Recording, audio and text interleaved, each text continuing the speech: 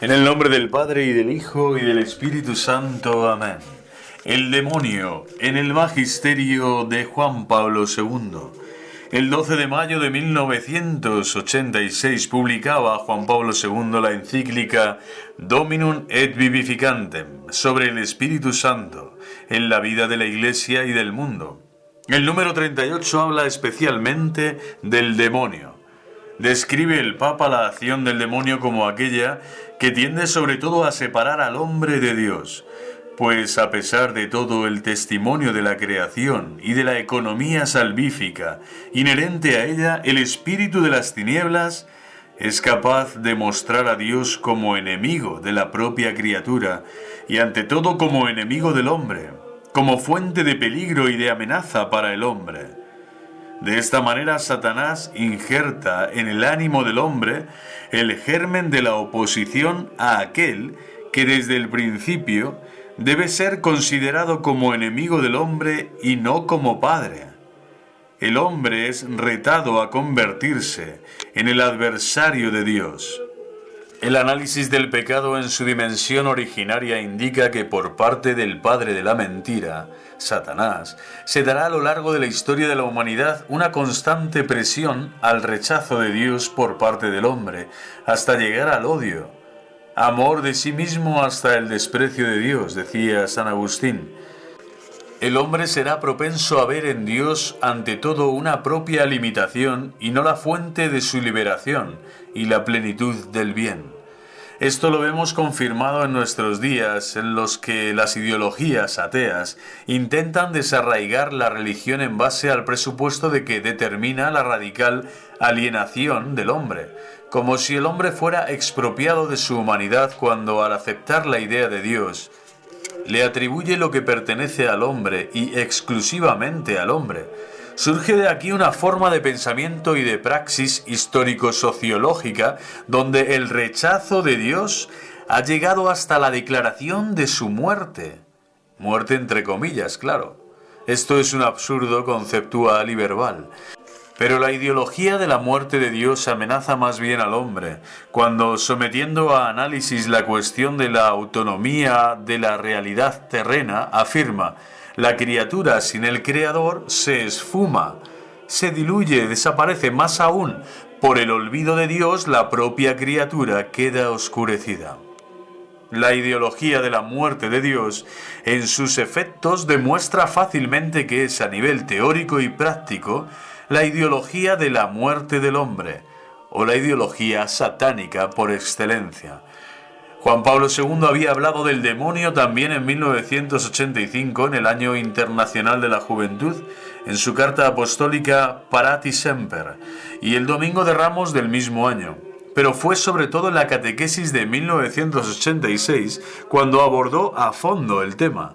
En esta catequesis del miércoles 13 de agosto de 1986, hablando de la caída de los ángeles rebeldes, escribe el Papa: esta caída, que presenta el carácter del rechazo de Dios con el consiguiente estado de condenación, radica en la libre elección de aquellos ángeles creados, que han rechazado a Dios y su reino de forma radical e irrevocable, usurpando sus derechos soberanos y tratando de subvertir la economía de la salvación y el orden mismo de la creación entera.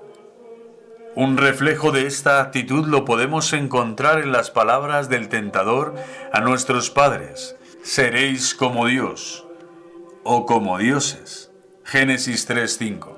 Así, el espíritu maligno trata de trasplantar al hombre la actitud de rivalidad, de insubordinación y oposición a Dios, que ha constituido la motivación de toda su existencia. Es así como el demonio se hace homicida y padre de la mentira, Juan 8:44, vive en la irreversible negación de Dios y trata, por ello, de imponer a los seres creados la mentira sobre el bien que es Dios mismo. Así Satanás llega también a ser homicida, destructor de la vida sobrenatural que Dios dio al hombre. Y dice el Papa a continuación: como efecto del pecado de nuestros padres, el ángel caído ha conquistado en cierto modo el dominio sobre el hombre. Esta es la doctrina constantemente profesada y anunciada por la Iglesia y que el Concilio de Trento ha confirmado en el Tratado sobre el Pecado Original, Detzinger, 1511. El influjo de Satanás se extiende a todo el mundo y puede llegar a la posesión. Esto es lo que dice el Papa. No resulta siempre fácil discernir lo que hay de preternatural en estos casos, ni la Iglesia condesciende o secunda fácilmente la tendencia a atribuir muchos hechos e intervenciones directas al demonio. Pero en línea de principio no se puede negar que, en su afán de dañar y conducir al mal, Satanás puede llegar a esta extrema manifestación de su superioridad. San Juan nos recuerda que todo el mundo yace bajo el yugo del maligno, primera carta de Juan 5:19, pero su estrategia consiste fundamentalmente en hacerse ignorar. En la catequesis del 20 de agosto de 1986 entra ya el Papa en la victoria de Cristo sobre Satanás, el cual no puede impedir la implantación del reino de Dios. En esta victoria de Cristo participa también la Iglesia. Cristo dio a sus discípulos la potestad de echar demonios. La Iglesia ejercita este poder con la fe en Cristo y la oración, y puede en ciertos casos recurrir al exorcismo. En la catequesis del 10 de septiembre de 1986, el Papa pasó a hablar ya del pecado original y de la incidencia que en él tuvo la tentación del diablo. Habla del hombre que está dentro de la lucha contra el poder de las tinieblas, en la lucha que durante toda la historia se da entre el padre de la mentira y la mujer y su estirpe. Y dice así el Papa algo significativo: el Señor mismo ha venido a liberar al hombre y a darle fuerza, renovándolo interiormente y echando fuera al príncipe de este mundo, que lo tenía esclavo del pecado.